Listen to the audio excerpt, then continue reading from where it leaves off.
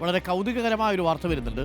2026 സമാധാനത്തിനുള്ള Nobel പുരസ്കാരത്തിന് Donald ട്രംപിനെ ഔദ്യോഗികമായി നാമനിർദ്ദേശം ചെയ്തിരിക്കുന്നു പാകിസ്ഥാൻ. ഇന്ത്യ പാക് സംഘർഷത്തിലെ നയതന്ത്ര ഇടപെടലിലാണ് പാകിസ്ഥാന്റെ നിർദ്ദേശം. 2 ആണവ രാഷ്ട്രങ്ങൾ തമ്മിലുള്ള വിനാശകരമായ സംഘർഷം തടഞ്ഞെന്ന് പാകിസ്ഥാൻ വ്യക്തമാക്കി. ശ്യാമ സദാനന്ദനുണ്ട്. ശ്യാമ സദാനന്ദൻ, ഇതെങ്ങനെ വായിക്കണമെന്നാണ് ഞാൻ ആലോചിച്ചത്. ഇപ്പോൾ ഇസ്രായേലിലേക്ക്, മിഡിൽ ഈസ്റ്റിലേക്ക് യുദ്ധവിമാനങ്ങൾ അയച്ചിരിക്കുന്നയാളാണ് ഡൊണാൾഡ് ട്രംപ്. ഈ വിഷയത്തിൽ ഡൊണാൾഡ് ട്രംപ് നടത്തിയ നീക്കം, ഇന്ത്യ പാകിസ്ഥാൻ വിഷയത്തിൽ ഡൊണാൾഡ് ട്രംപ് നടത്തിയ നീക്കം വലിയ വിവാദമായിരുന്നു.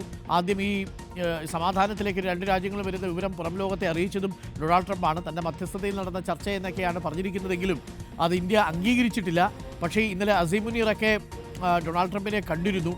ഈ സാഹചര്യത്തിലാണോ ഇപ്പോൾ പാകിസ്ഥാൻ ഡൊണാൾഡ് ട്രംപിനെ നാമനിർദ്ദേശം ചെയ്തിരിക്കുന്നത് ഈ നോബൽ സമാധാന പുരസ്കാരത്തിനായി? അരുൺ, അതായത് ഇന്ത്യ പലതവണ നിഷേധിച്ചതാണ് ട്രംപിന് ഈ ഇന്ത്യ പാക് സംഘർഷം ലഘൂകരിക്കുന്നതിന് ട്രംപാണ് ഇടപെട്ടത് എന്ന്. ട്രംപ് പല വേദികളിലും അത് ആവർത്തിച്ചെങ്കിലും ഇന്ത്യ അത് ഔദ്യോഗികമായി തന്നെ നിഷേധിച്ചതാണ്. പക്ഷേ ഈ ഒരു വാദത്തെ സാധൂകരിക്കുന്ന ഒരു നടപടിയാണ് ഇപ്പോൾ പാകിസ്ഥാൻ നടത്തുന്നത് എന്ന് വേണമെങ്കിൽ പറയാം. അതും അസീം മുനീർ US സന്ദർശിച്ചതിന് പിന്നാലെയാണ് ഇത്തരത്തിലൊരു നീക്കം നടത്തുന്നത്.